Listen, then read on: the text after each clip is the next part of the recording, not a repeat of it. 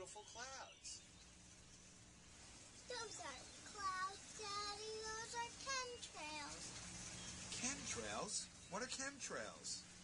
Chemical trails, Daddy, and they're very bad.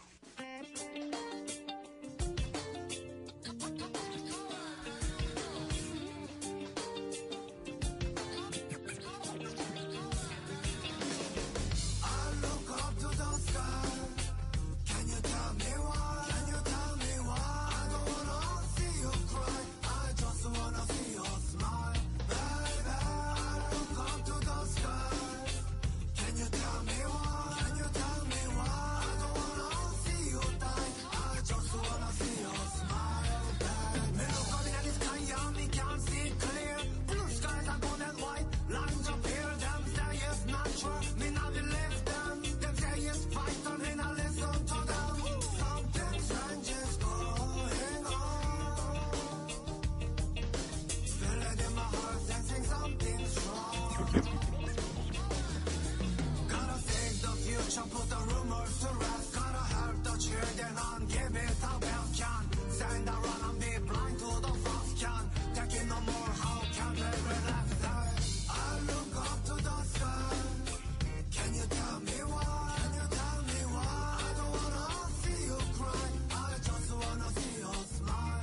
Baby, I look up to the sky. Can you tell me why? Can you tell me why? I don't wanna see you die. I just wanna see you smile. Baby, living on earth, we must respect the earth. Human and animal, we all deserve the right to peace and opportunity. Hi, this is Dane Wigington with GeoEngineering Watch Radio for another weekly update. We have a guest today, Rebecca Campbell. She's a very extraordinary woman. We'll bring her on in about 10 minutes or so and give you more details on her. Sorry I missed the show last week. I left everybody hanging on that one. I didn't really give proper notice to Russ and Richard. I apologize. I was busy giving presentations on the coast and really so caught up in the damage I was seeing with the trees, the redwoods, and trying to reach activists at what is considered the state's most environmentally oriented university, Humboldt State. And I was so caught up in trying to disseminate data there that I frankly didn't give proper notice to the rest of the crew here. But anyway, I know it's in good hands, so I know they took care of it. But to give an update on that, I did have two presentations in Arcata last week, and on the way over at a big U.S. Forest Service center, I was shocked when I went in to try to leave data there that they already had GeoEngineering Watch flyers on their information counter, and that's a new one for me. Someone in the community must have passed them on, but it was certainly encouraging to find data like that sitting out in a U.S. Forest Service office, and the staff person there was incredibly receptive. In regards to what's happening on the coast, the state of the redwoods, the redwoods are truly an icon of the longest lived life on the planet. I mean, they're not the oldest living organism, but they're one of the oldest living organisms, and certainly as an icon of something that's permanent. It's hard to find anything more compelling than a redwood. And my father was an arborist, so I know trees well. I've been around him since I was a kid. I work with my dad in his business, and it was saddening to see these trees. They're in great distress. In fact, the number of big trees are dying. People's obliviousness to this is astounding. And the forest floor was carpeted with redwood foliage. They're shedding their foliage. And inside some of these big redwood groves, you have extraordinarily large specimens of Douglas fir. And there was a number of these large fir that were stone dead, absolutely stone dead. And the most mortality for the trees was in the lowest lying areas where they get the most runoff. They have the most water, but they also have the most toxicity. I spoke to a Forest Service representative about this while I was there, and if there was any ongoing tree mortality study. And, with kind of a glazed look in her eyes, she said, "Oh no, we have lots of trees." I could have expected a more intelligent answer from a 10-year-old. I mean, it was astounding. It was truly astounding. So to follow up on this, state of California, Department of Fish and Game has now admitted there's aluminum running down a lot of the waterways. They've admitted to this now on the record. So I had contact with state water quality. that is heading up this, quote, investigation of this aluminum. And this person made it clear to me that they are not going to test rain.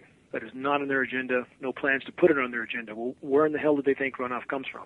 It comes from rain. So here again, you have a system that's designed to hide the elephant in the room at all costs. You have people willing to conform to that system because they feel somehow the system will reward them for that obedience.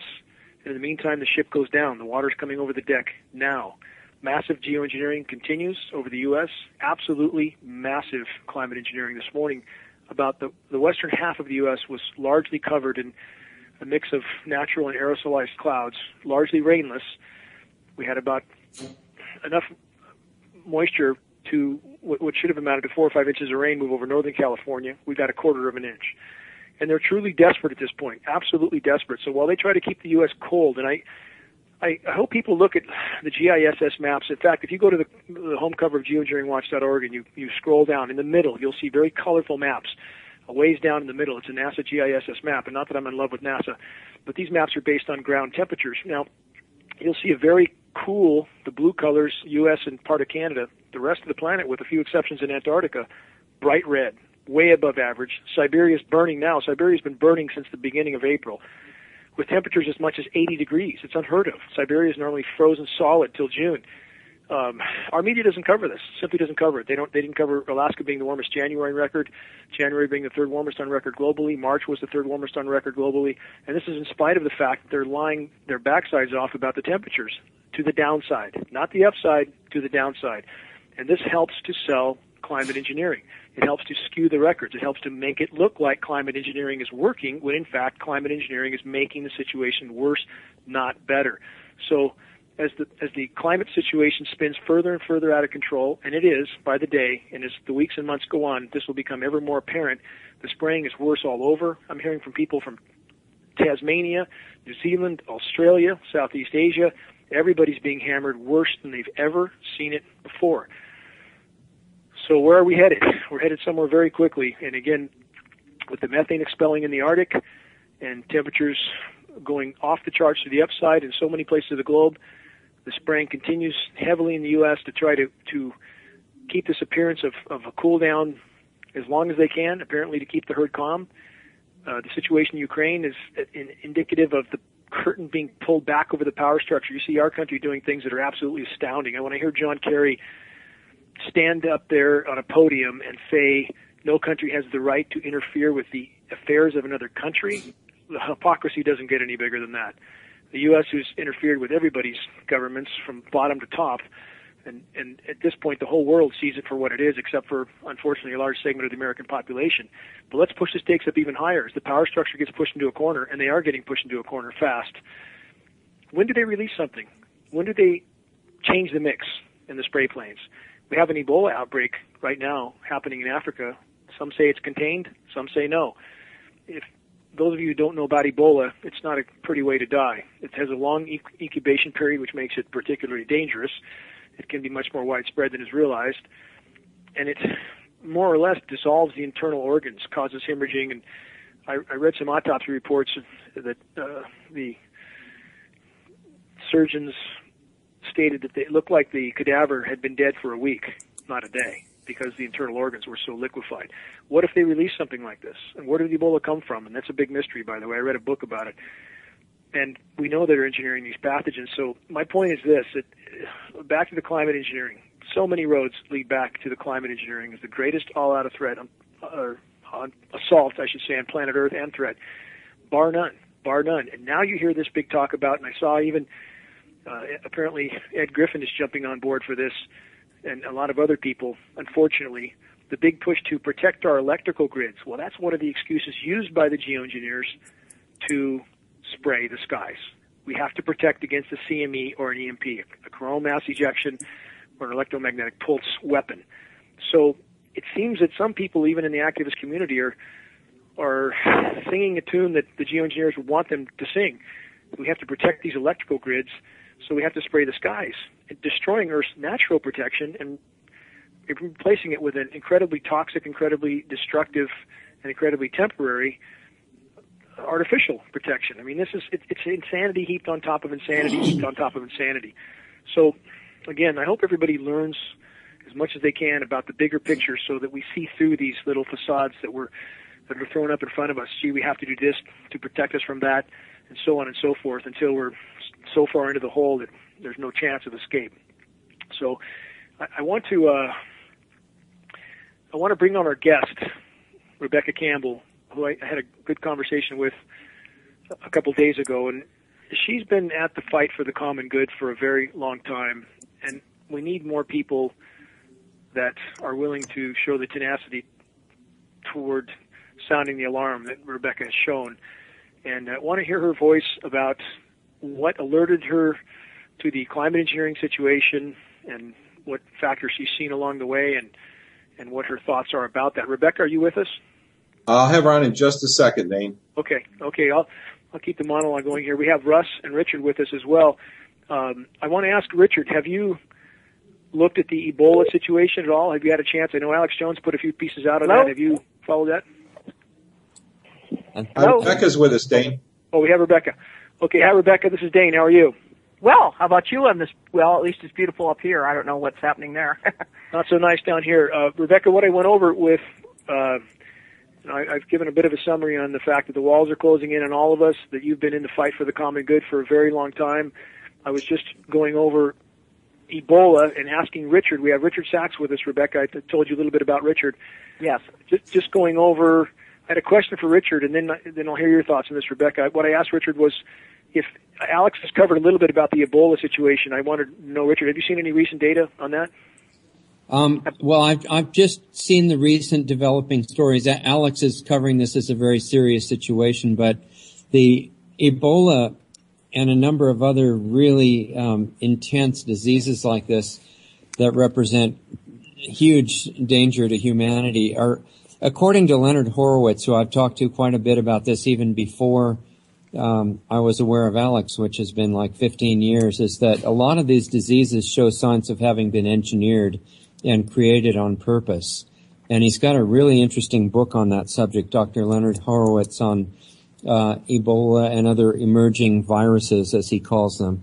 Yeah, they can't figure out where Ebola came from. I mean, I read a whole book about the potential origins, and, it just sounds like a big dog and pony show to try to disguise.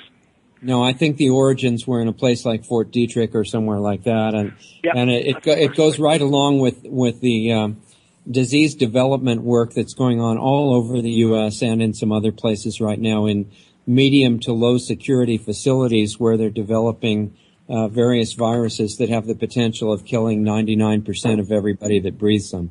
So I'd say that. I mean, with the spray that's over us every day, we know it's sickening all of us slowly. Or more rapidly. In some cases, every other commercial's even for kids, these inhalers and various forms of medications to try to keep them breathing in spite of all this stuff that they're sucking in, and all this material that's certainly knotting up our system. But at any point in time they want, they can release something that would make it game over. Anytime. Yeah, the development of engineered viruses has been a very high priority of the government for quite a while now, and it's really intensified. Rebecca, I mentioned, that you've been in the fight for the common good for a very long time. I know that's the case, and if you could, I would like to know how long you've been, quote unquote, an activist or engaged in efforts for the common good, when you first became aware of climate engineering, and what your thoughts are on that issue. I have been aware of my mission on this planet since I was about 16 years old. And I began with doing some political demonstrations against George Wallace, so you can kind of get an idea of my age. I'm one of the older group of the younger activists. I'm a full spectrum type activist, or broad spectrum type activist. And so anything that was put before me, and I have an unusual mind, an encyclopedic type mind with a lot of different talents. So anytime something became salient, I would just simply work on that. And I'm probably the most famous person you've ever heard of, because I work with other activists. I'm not seeking fame or money or anything.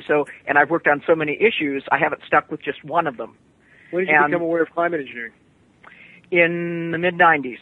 After I moved to Asheville, North Carolina, in 1997, it became very evident that that was going on there. So unlike a lot of people, I mean, even at that point, I was still not truly aware of the issue. So, I mean, you've been at this a long time. And now since then, what changes from that perspective going that far back? Certainly not many were aware of it then. What's your perspective now? It is an indication of a very, to say the least, very serious problem on our planet. And but it's one aspect of a much bigger problem. But I also want to say that there's an even bigger solution that's happening right now. And I can give some evidence of this. I can take this any way you want it, because I could go in so many different directions that it's rather bewildering to most people. So, but the good news is, because I've been at this for a very long time and I have so many aspects, I can provide a lot of connecting of the dots. Well, in solutions, at this point, I mean, as we've discussed, and Richard, Russ, jump in whenever you guys want, but certainly we see everything as being connected, and that really can't be argued. We have the same power structure. But as far as reversing, I mean, at this point, based on data we have, we're already faced with a planet that will be different than the one we've known, at best. But if people want to salvage anything, they need to step forward and assist us in bringing certain things to light and to a halt.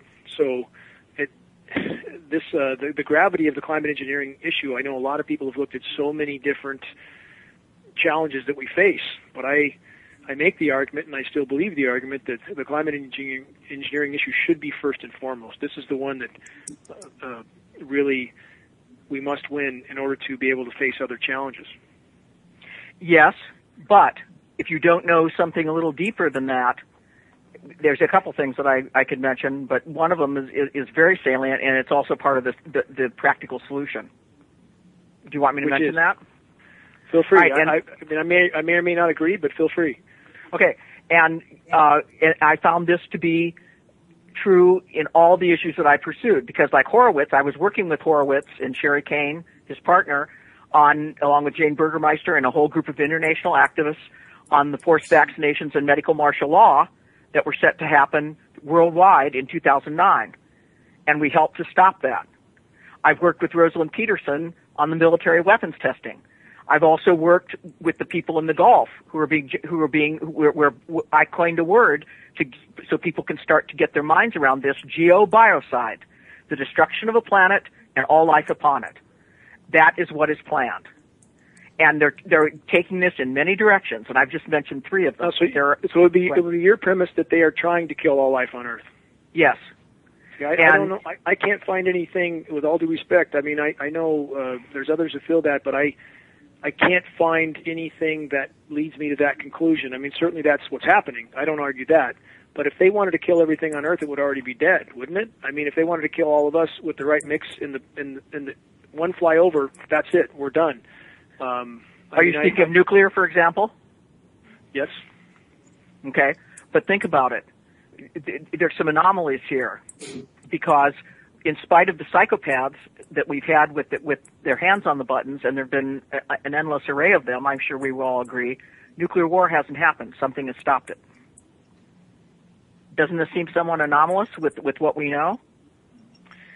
Yes and no. I mean, we have people that are in a bad state of mind driving down freeways and doing a lot of other things every day, and they're not necessarily steering into oncoming traffic, or, we have occasional ones go off, but you have certainly a lot of conflicting interests with the nuclear arsenals and safeguards that perhaps have helped keep that happening so far. But if the goal was just to exterminate all life on Earth, what would be the point? If you have criminally insane people who are being vetted to head many of the agencies on the planet, then there may be some explanation for that. But I think we better go in the direction of solutions, and then if you want to talk about that, we can. But I think I'm trying to use my intuition here. I think solutions, talking about that first, would help. Well, we certainly are trying to raise awareness. I've argued that without an army to help fight a battle, Russ, Richard, you guys jump in whenever you want, but without enough people to fight a battle, you can't get much done. And so, at this point, since the system is locked shut, I just explained, when you have a state water quality organization who is purposefully avoiding the obvious source of the contamination in the case of runoff, it's hard to get anywhere with any sort of channels. This comes down to a population that's going to have woken up enough to the fact that they are all going to go down with the ship soon. And if they don't start helping, we have no chance. So okay, the population is awake. I'd like to give the underlying structure of what I think is going on here, of which that you just mentioned is a symptom. We have, and again, I've got the evidence on this because I'm interested in getting at the underlying problems. I'm not interested in the Band-Aids. For starters, we have a completely corporate-controlled government. At this point, we have a corporation masquerading as a government. And this is at all levels of government in the United States and the United Nations, which is located in the United States. This is true of all. And I've got the evidence of it. All these governments, like the United States government and all of its aggregate agencies, at the state level, all the different states and all of their aggregate agencies, and at the county and municipal level, all of their aggregate agencies, including this water quality department that you just mentioned, if you look it up on the Dun & Bradstreet business site, they all have corporate code numbers. If you cross-reference that to Manta.com and some of the other business sites, it shows that they are private, for-profit corporations. These private for-profit... which ultimately leads everything back, any way you slice it, it all leads back to the central banks, the bankers, the money printing. Right. That's exactly what I was going to say. Now, here's some of the solutions, and then we can talk about all these other ramifications, because what's been too little talked about is the practical solutions.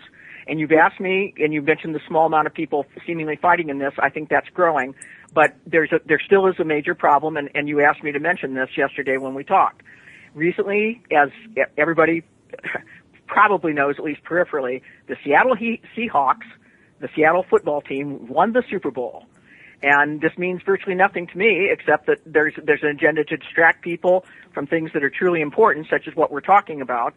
And the quite remarkable thing was that at a time, in the very same day, that the Seattle City Council, and we've got major things going on with surveillance in Seattle, the drones that you might have heard about, there's a whole surveillance infrastructure being put in under the cover of the light rail, and all these pseudo-environmental type things. There's a whole, and again, there's a whole other agenda here, which I will mention, and then we can talk about it as part of the solution.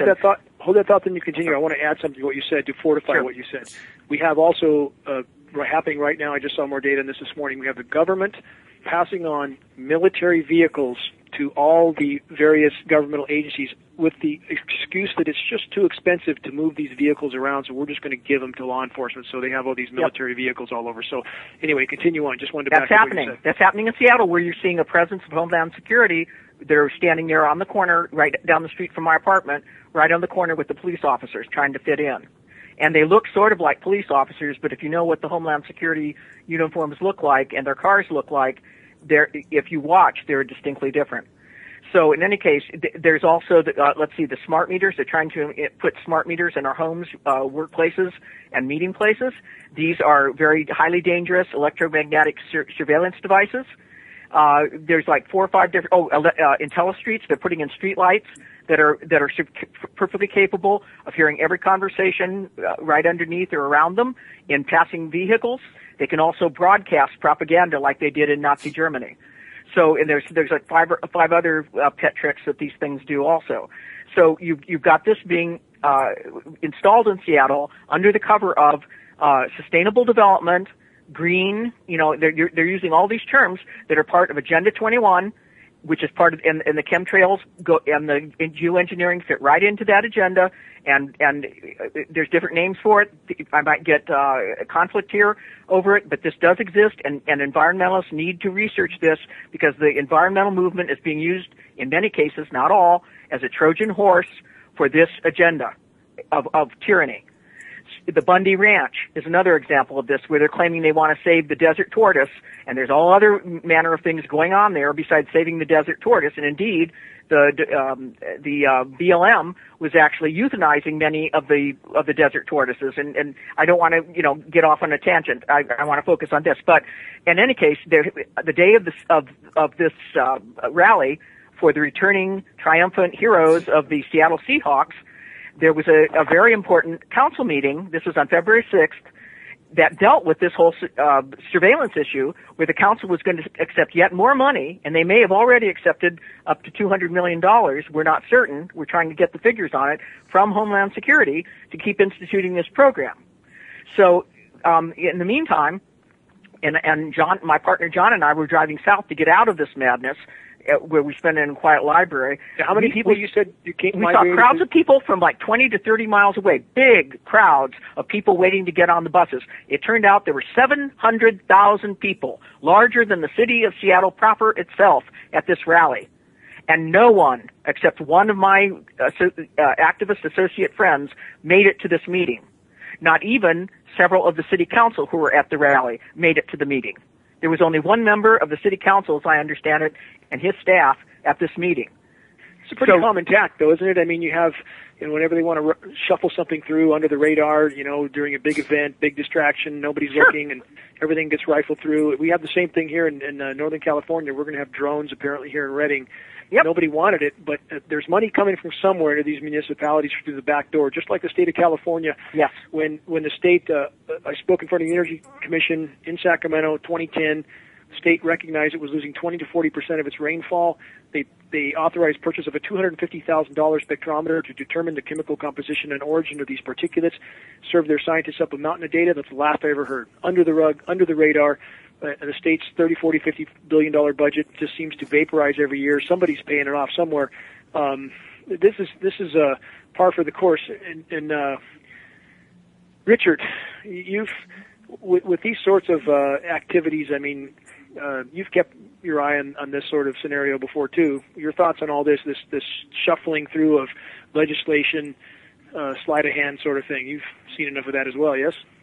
Well, yeah, that's a typical strategy that goes on everywhere at all these levels. But I'm just kind of interested to hear where Rebecca's going with this, because she obviously hasn't reached her conclusion. But I would say so far, I agree with pretty much everything that she said up to this point. Just want to make sure you didn't have anything to interject. I thought I heard you in there for a minute. So you guys. No, I've followed this stuff for many decades, and I'm fully aware of it. I know all about the corporate status of all the agencies and so-called governments, and I know where they're going. Yeah, I want to. All right, so I think we're on the same page with this. And my point is, there's two problems here. You have a predatory elite that has reigned for many centuries on this planet, and people have no idea how far this goes back and how deep it goes. Okay, that's number one. Number two, you have a populace that is being held hostage on this planet, and the vast majority of them have no clue as to this and the depth of this. And many, I agree with you on that point, but many of them are very willing hostages, though, aren't they? And that's always been that way. That's my point. There's two sides to this. If we were ever going to bring these people to justice, we also have to look at our own part in it. That's my point. These predators have been allowed to get this far because people were too busy watching television or going to the Seahawks games. Yes. Okay, so I'm very passionately expressing this because there really is two parts to it. All right, now, and again, here, I don't know if you know about this. It's possible you do, or you've just at least vaguely heard of it. And I know this is for real because I was approached by the mastermind of this when I was doing the federal vaccine case, and it's a long story, so I won't get into it. But anyway, I knew about this before scarcely anybody else did. There was a group of people.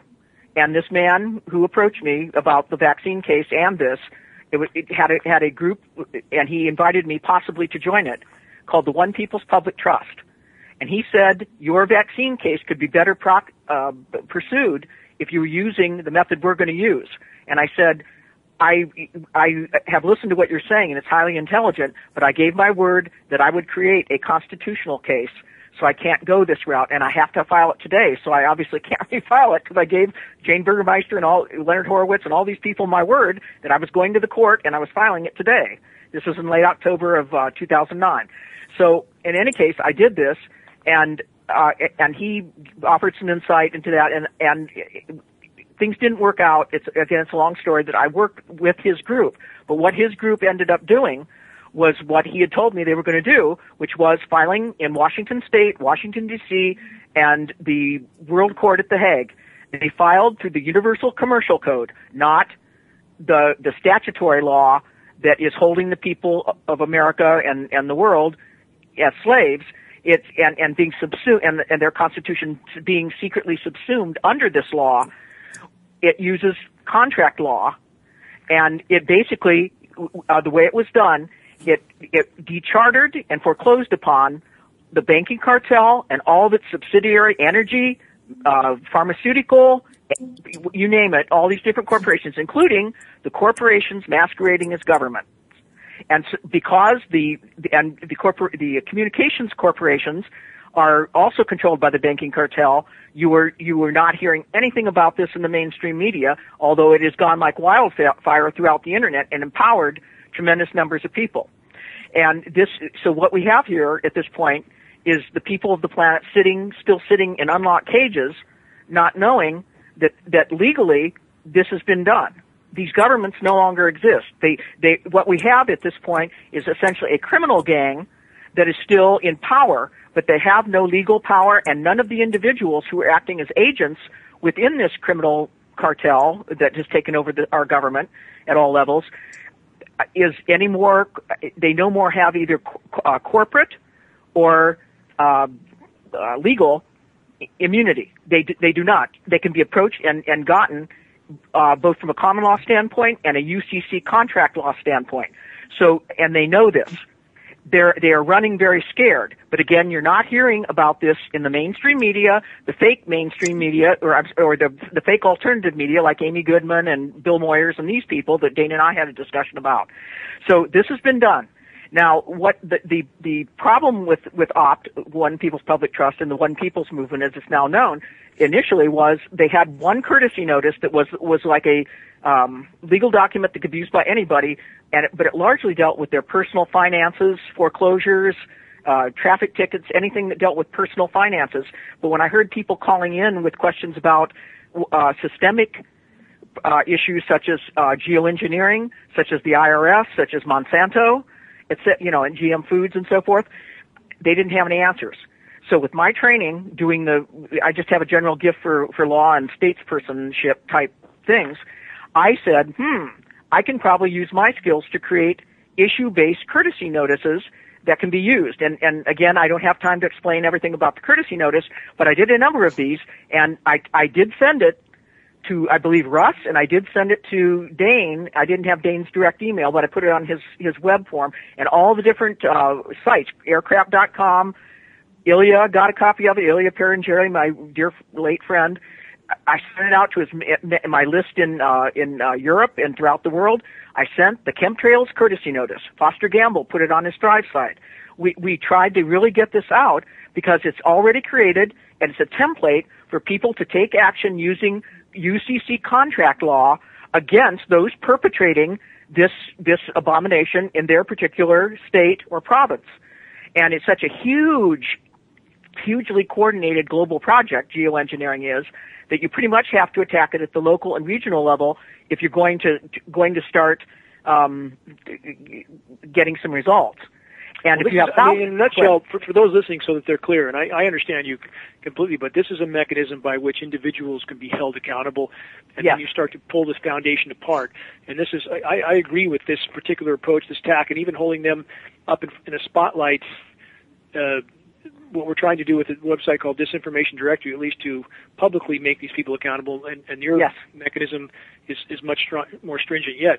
But we need people to help join us in this fight, to help assist you in your efforts, us in our efforts. Okay, but I'm saying, Dane, I don't know. I'm not compelling people to report back to me, but evidently at least a number of thousands of people did this, at least a number of hundreds, because we started noticing a drop in the number of chemtrails right up here. And I'm not saying that the program totally stopped, but I am saying that I took a trip across to go to the Oath Keepers meeting with some friends. I'm not an Oath Keeper, but I decided I'd just talk to the people and just go on over across the state with friends and my partner.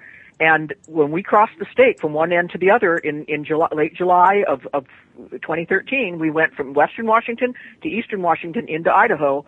There was not one chemtrail in the state of Washington. When we crossed the line for the Oath Keepers meeting, there were a number of chemtrails on Saturday.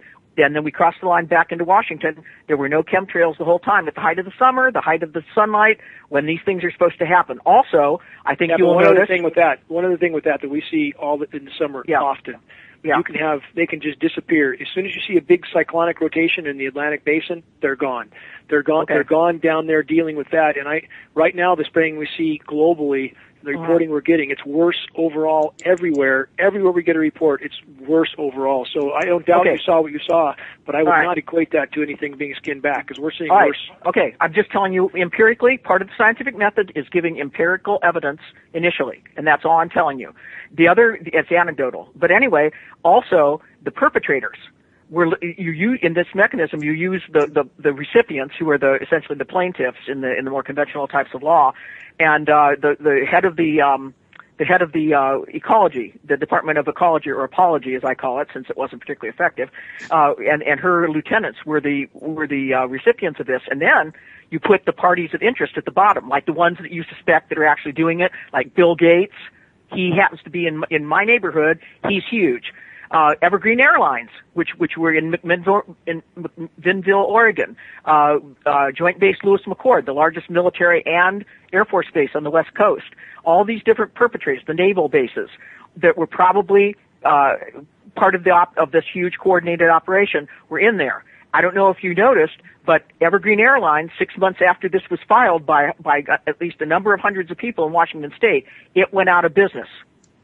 But when that kind of transition happens, for example, the same data circulated around that HAARP's being shut down and so on and so forth, and I spoke to Nick Baggage after that, and I think you've communicated with Nick too, but there was no shutdown at all. It was just simply a sleight of hand, transfer of ownership. This is just smoke and mirrors that, these obviously these entities are still running because the planes are still in the air. We're seeing the worst spraying now globally worse than we've ever seen before by far.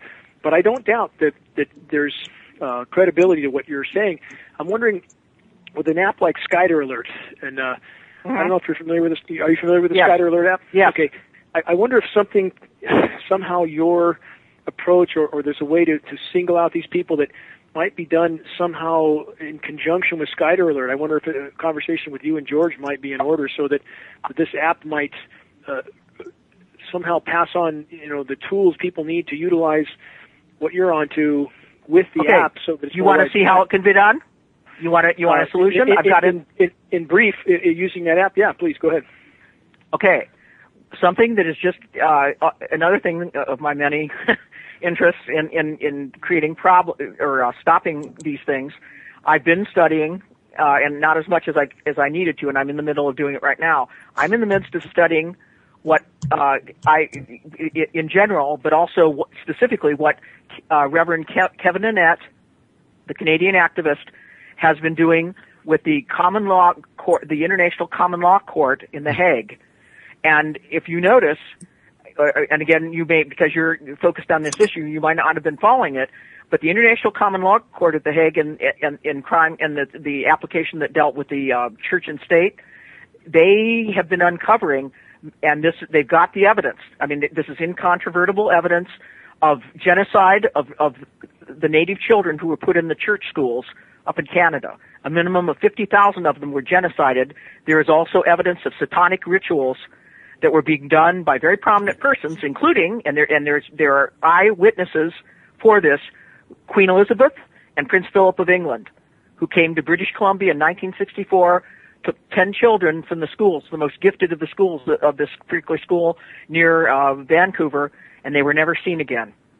This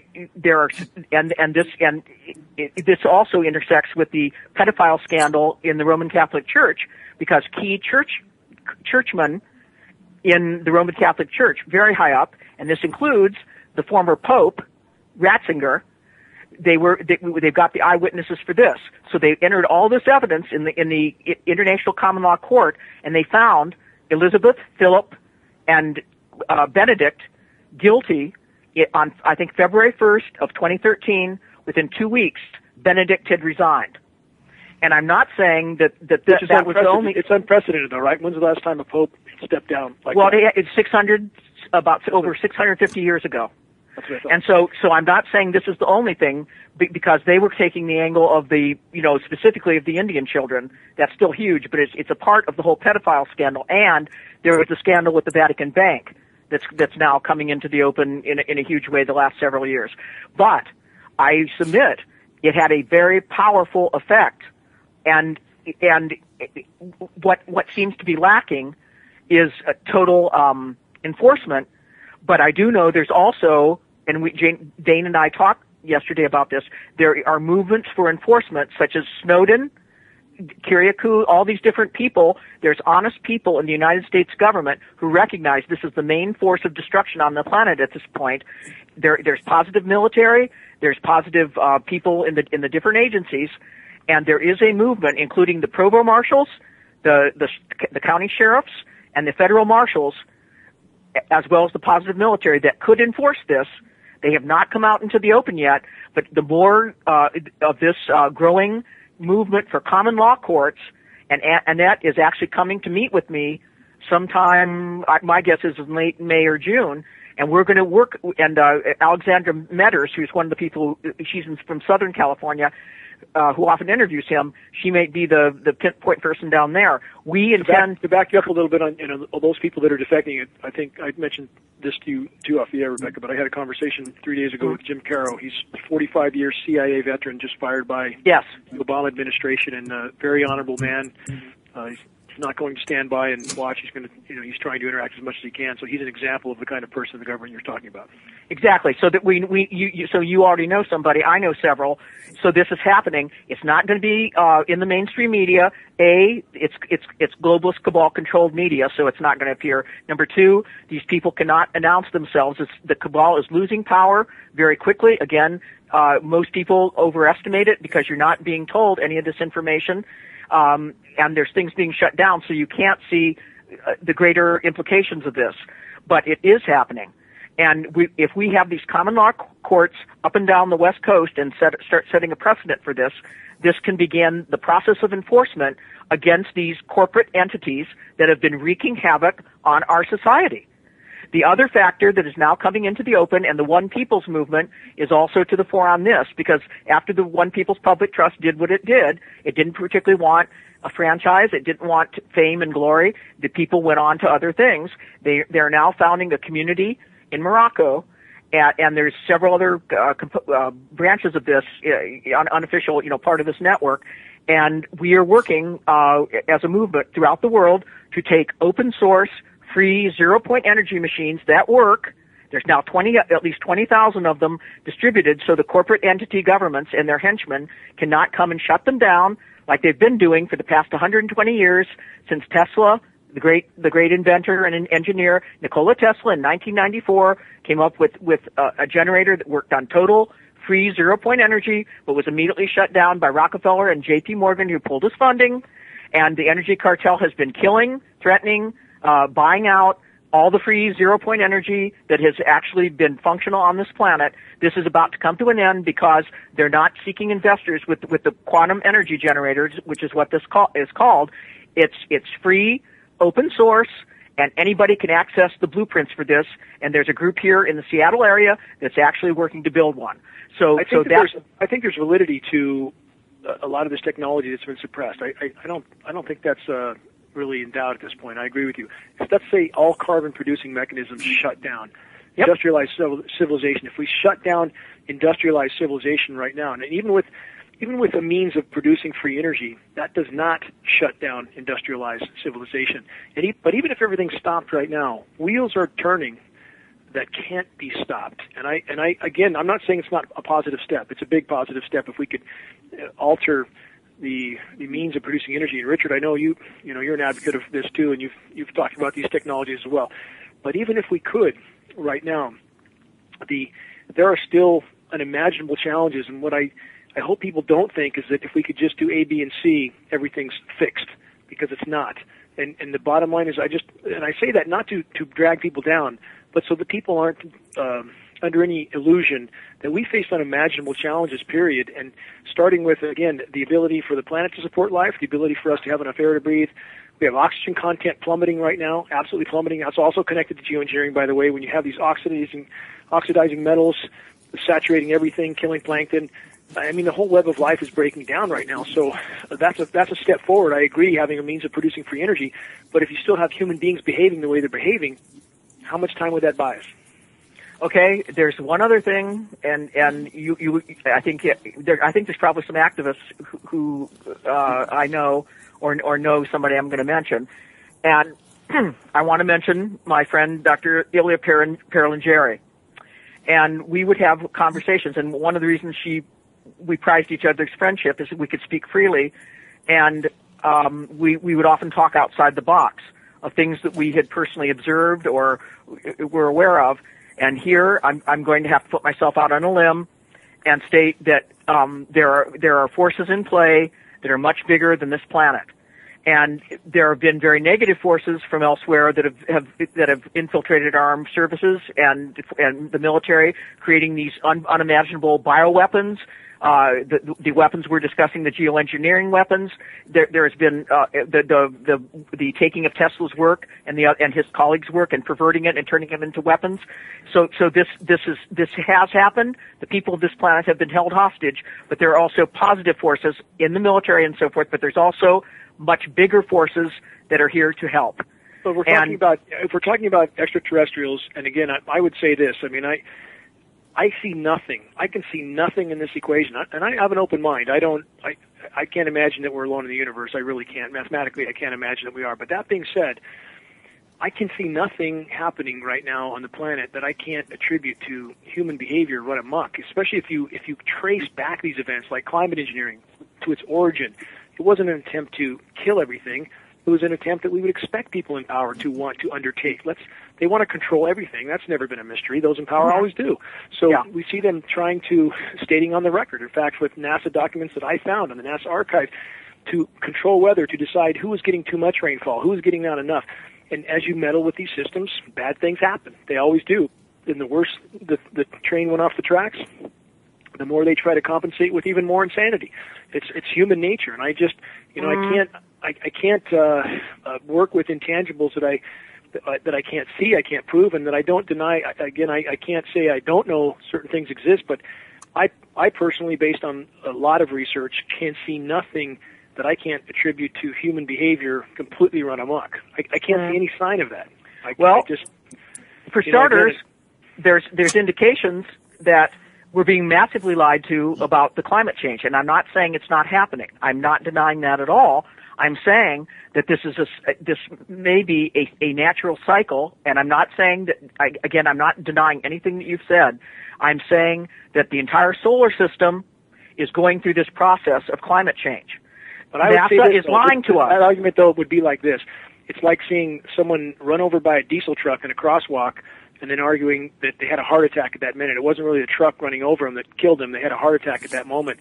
And we have so much paleoclimatic data that I've seen nothing to convince me that Occam's razor isn't a factor here, that all things being equal, the most obvious solution is when we put 90 million tons of CO2 in the atmosphere every single day. 90 million tons. That's 29 billion tons a year.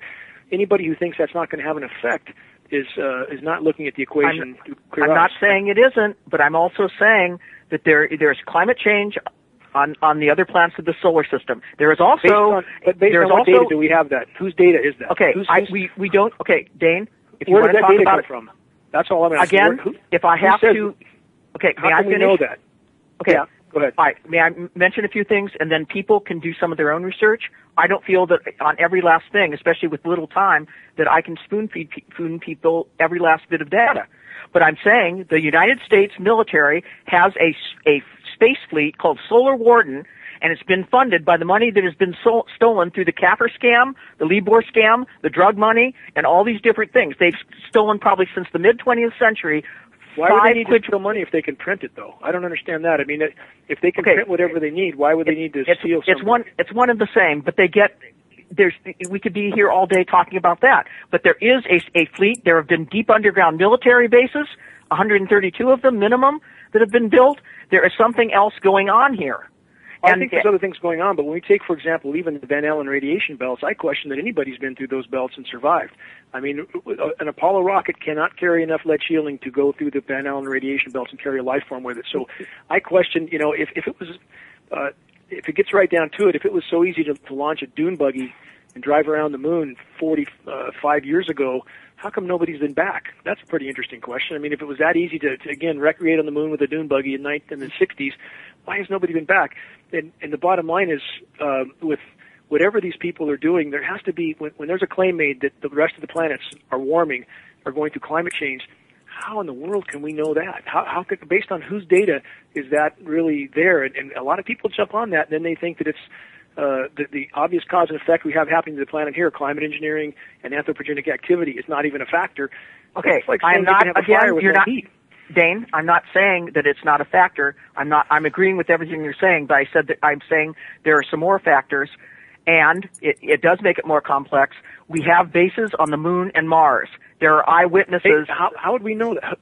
Where would that data come from? There are eyewitnesses, from? and please understand that one of their tactics is stopping the instrumentation by which you can find out these things. For example, after it was seen, and I'm one of the people who made this viral, I confess, that a portal opened and hundreds of UFOs were seen in the ISS. This is the International Space Station video feed. This was about 2 months ago, and it was very visible.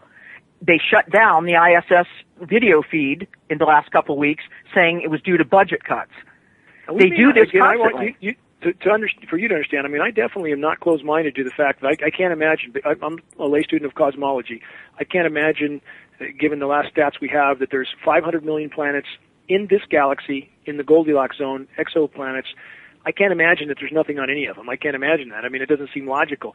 But at the same time, mathematically, to look at the changes that have happened here on this planet at exponentially faster rate than at any point in time in the Earth's history, and that would be in direct correlation with what we know to be a cause and effect factor, putting 20 million years of stored hydrocarbon into the atmosphere in 150 years, that mathematically, for there to be another cosmological cause to something that we have a direct cause and effect in front of our face, that's what I struggle with. I mean, I don't know. Okay, I agree that all this comes into play. It's extremely complex, but there's also unprecedented light energies coming from the central sun of this universe through the sun. And they're neutrino-based energies, and they have never been seen before. And they are affecting for the average person, even if there's something to this, for the average person who can't even get his arms around the fact that he can see a jet spraying above his head, and he's coughing, his kids are coughing, maybe one or two have autism, maybe Granny's got Alzheimer's.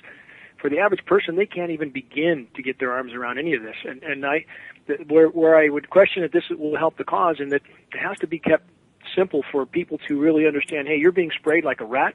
If it continues, your weather's being controlled, virtually controlled, that they have us all by the throat, literally by the throat, and that unless these programs are brought to light and to a halt, this is the same as Rome when it was disintegrating. You had 176 days a year of games in the Colosseum while the empire was virtually imploding, and people didn't care. As long as they could go to the Colosseum, have a few grapes and a loaf of bread, they were happy as clams, just like Walmart and McDonald's today. Okay, but Dane, at this point, I've just laid out something. They have a choice. There are 5 or 6 concrete things that I personally have mentioned. There may be others, but I did my duty, and I laid out practical things that I myself am doing, and they can choose to join me and the others that want to do this or not do it.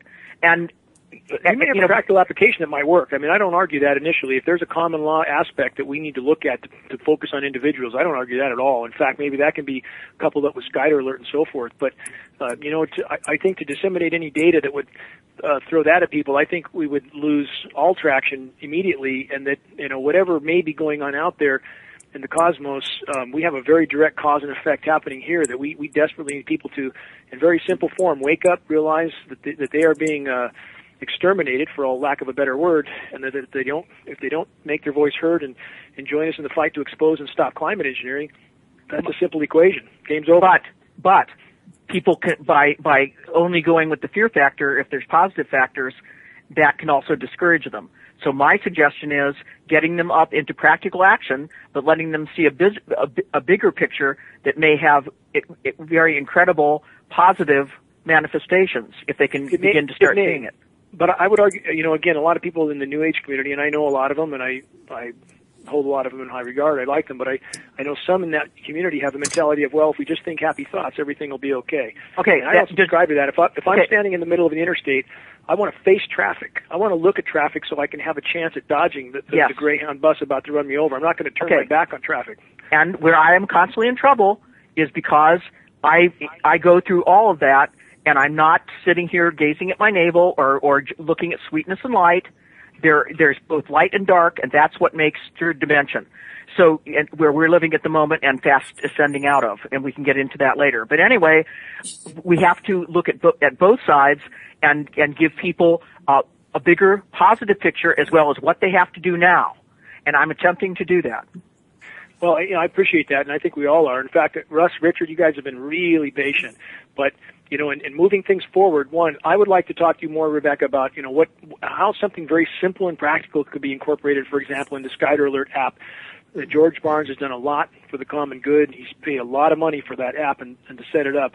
I know that for a fact. That stuff's not cheap, but it's a way for people to communicate. If something that, if part of what you're trying to expose here, this, a way to get at common law and expose these people in a manner that might make them personally accountable, if part of that could be locked into this app so people have a practical tool at their fingertips on their iPad, that would be great.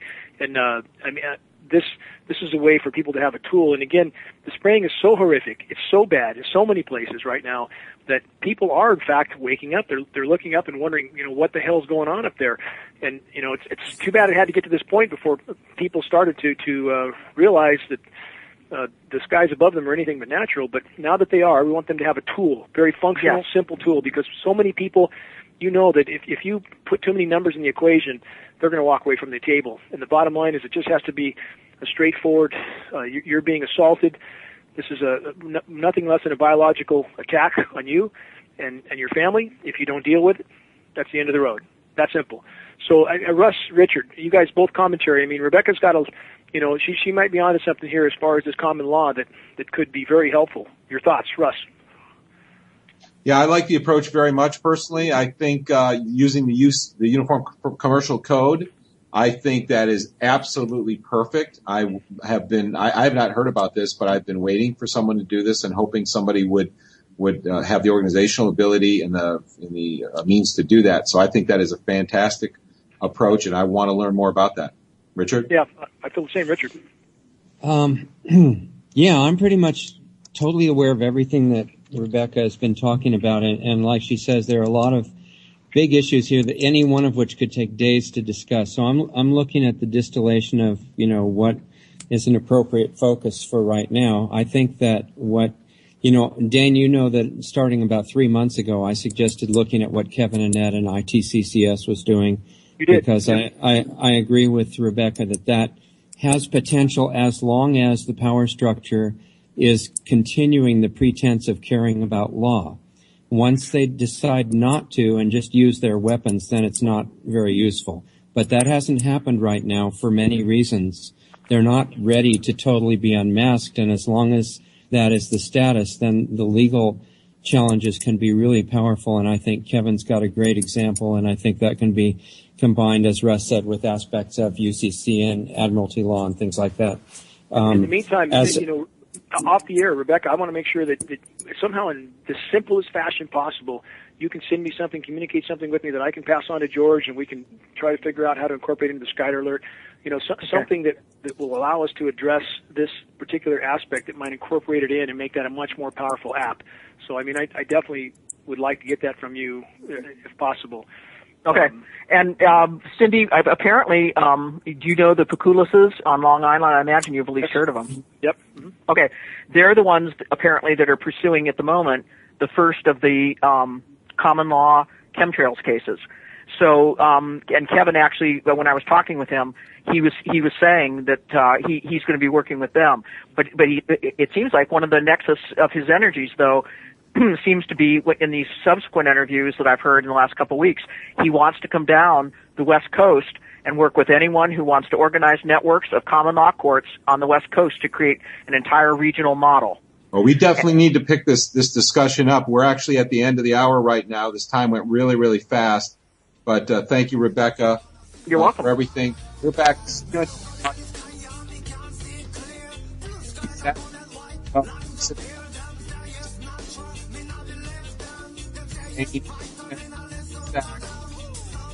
Next